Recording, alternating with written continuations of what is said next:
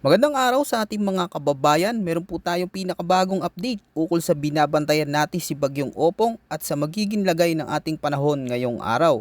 Mga kababayan, nag-intensify na o lumakas na bilang typhoon si Opong ayon sa Pag-asa. Ramdam na ang hagupit nito sa Eastern Samar at Northern Samar. Ngayong araw itinas na rin ang ilang lugar sa signal number 4. Alamin natin ang bagong detalye dito. Para naman lagi kang handa sa lagay ng ating panahon, i-click mo lang ang subscribe button.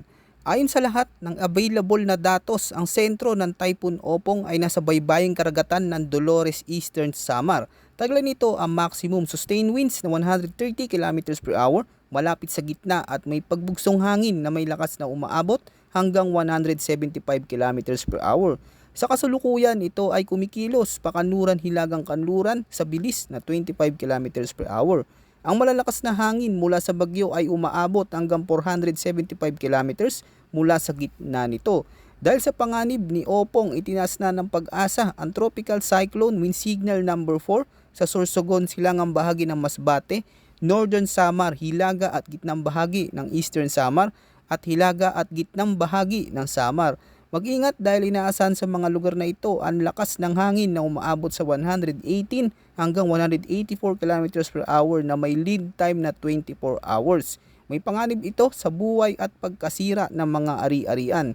Nakataas naman sa signal number 3 ang mga lugar sa natitirang bahagi ng Masbate, kabilang ang Burias Island, Albay, bahagi ng Camarines Sur, Quezon, Marinduque, Romblon at Oriental Mindoro. Sa Visayas, natitirang bahagi ng Eastern Samar, Hilagan, Leyte at Biliran. Mag-ingat dahil dito inaasahan ng malalakas na hangin sa loob ng 18 hours na may lakas na umaabot sa 90 hanggang 120 km per hour.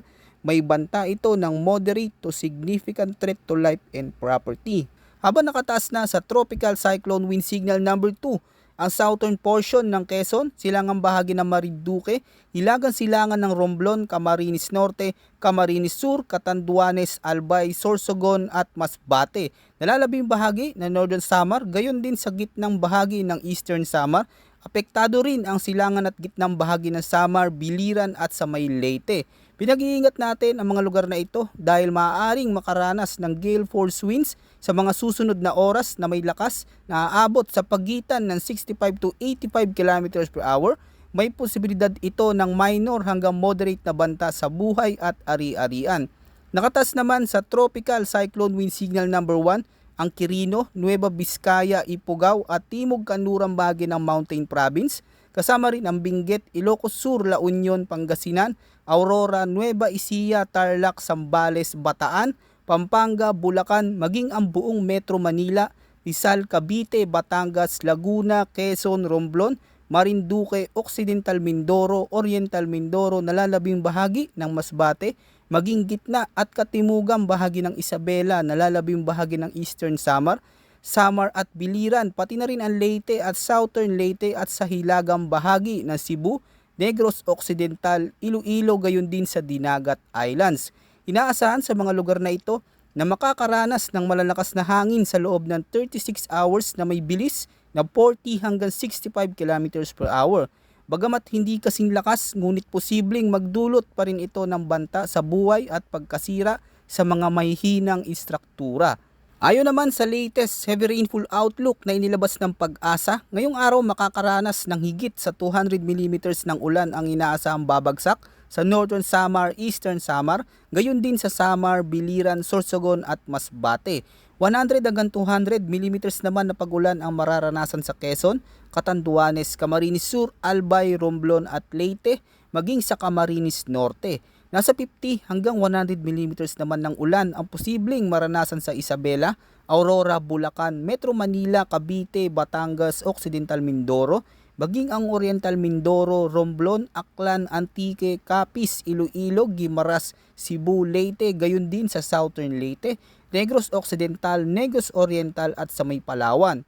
Bukas araw ng Sabado, September 27, mas maraming lugar ang makakaranas ng ulan na aabot sa 100 hanggang 200 mm sa Quirino, Aurora, Zambales, Pampanga, Bataan, Bulacan, Rizal, maging ang buong Metro Manila, Cavite, Laguna, Batangas, Quezon, Camarines Norte, maging ang Camarines Sur, Marinduque, gayon din sa Occidental at Oriental Mindoro.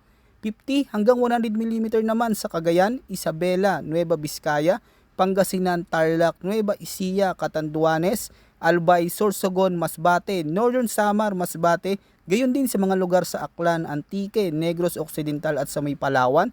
Tandaan, maaaring mas mataas pa ang rainfall sa mga bulubunduking lugar at sa mga lugar na dati ng binaha o nakaranas ng malalakas na pag-ulan. Batay sa huling forecast, inaasahang maglalandfall si Opong sa Northern Samar o hilagang bahagi ng Eastern Samar sa pagitan ng ating gabi at madaling araw. Pagkatapos nito, tatawid ang bagyo patungong Bicol Region at posibleng maglandfall muli sa paligid ng Sorsogon o Masbate bukas ng umaga September 27. Habang nananalasa ang malalakas na hangin at ulan, si Opong ay kikilos pakanluran nilagang kanluran pagkatapos ay dadaan sa Sibuyan Sea at tatawid sa mga probinsya ng Bicol Region, Timog Calabarzon at Ilagang Mimaropa. Bago ito tuluyan lumabas sa West Philippine Sea sa Sabado ng madaling araw, sa pagtawid nito mananatili si Opong bilang bagyo o malakas na tropical storm at paglabas nito sa West Philippine Sea, inaasahang muling lalakas ang bagyo.